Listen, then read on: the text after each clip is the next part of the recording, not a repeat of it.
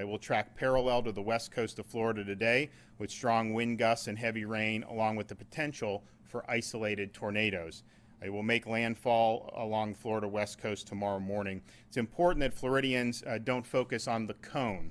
Impacts are expected well outside that area, and if you look at how the storm is, it's incredibly lopsided to the east, so most of the rainfall is going to be east of the center of the storm. And right now there are tropical storm warnings for 22 counties along Florida's west coast, and a hurricane watch is now in effect for the Florida coast stretching from Pinellas County to Dixie County. A tropical storm warning means tropical storm conditions are expected within 36 hours. A hurricane watch means hurricane conditions are possible.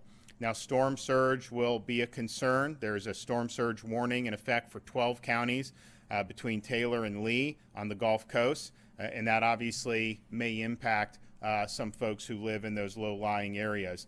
Much of North and Central Florida have experienced above normal rainfall over the past 2 weeks, which will increase the likelihood of flash flooding conditions with the anticipated heavy rain. And I think that that's important, whether it's a hurricane, a strong tropical storm. Those winds are what they are. They obviously have impact, but you're going to see a lot of rain dumped, particularly on the northern part of the state that is already saturated right now. So those conditions, even under normal circumstances, could be present. Now, the interaction of the wet ground with even more rain, you will see flash flooding conditions in many parts of Florida as this thing moves through. So if you're in those coastal areas, begin your preparations now. Be prepared to be without power for a few days and having enough food and water for each person and their family, including for your pets. It's important that Floridians have weather alerts turned on, especially as we see the most impacts will occur overnight with this storm. Please heed all warnings from local officials. If they ask you to evacuate your area, it's for your own safety.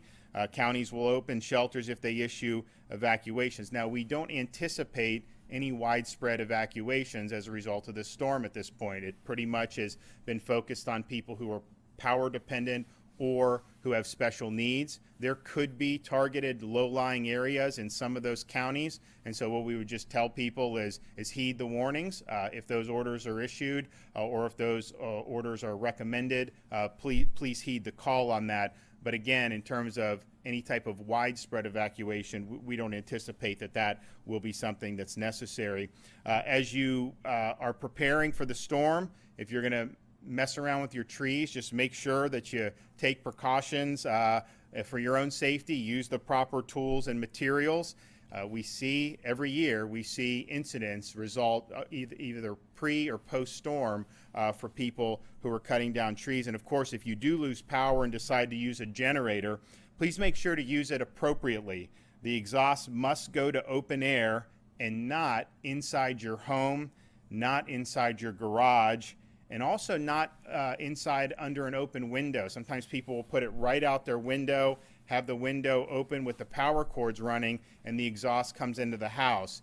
As Kevin Guthrie and I have pointed out over the last couple days, the last 4 years, there have been more fatalities as the result of people getting carbon monoxide poisoning than direct impacts from the storm. And so please use that appropriately and just understand that if that is put inside a house, that is very, very hazardous to people's health and safety.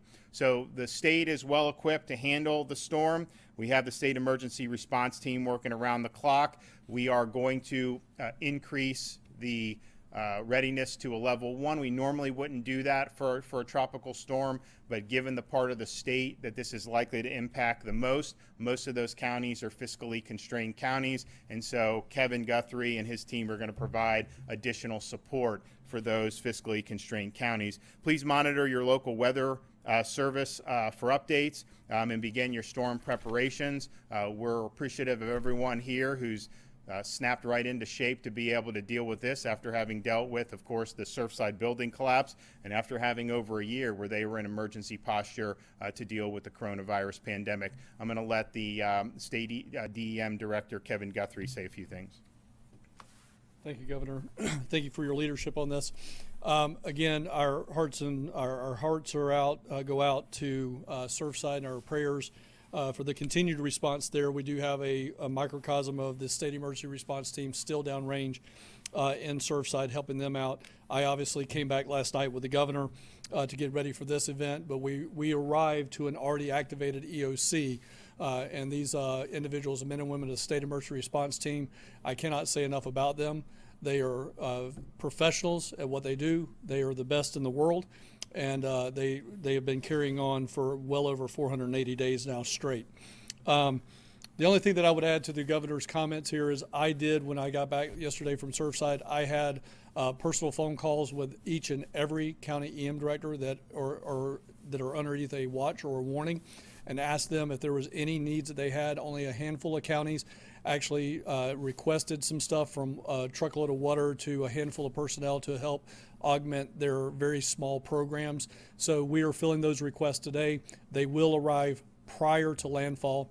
So again, there were no unmet needs, with the exception of about 3 counties that needed, like I said, anything from water to personnel. We stand ready. We will be here overnight tonight, working and being on the ground, ready to go if any of our counties should need us. Again, Governor, thank you for your leadership on this. Okay.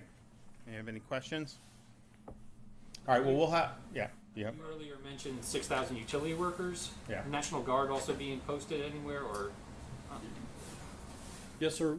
As a part of the governor's initial roll-up, we did call up about 200 Florida National Guardsmen, maybe about 250, but we do have them on standby, ready to go. The majority of them are at our logistical staging center down in Orlando, helping us push commodities out of that warehouse.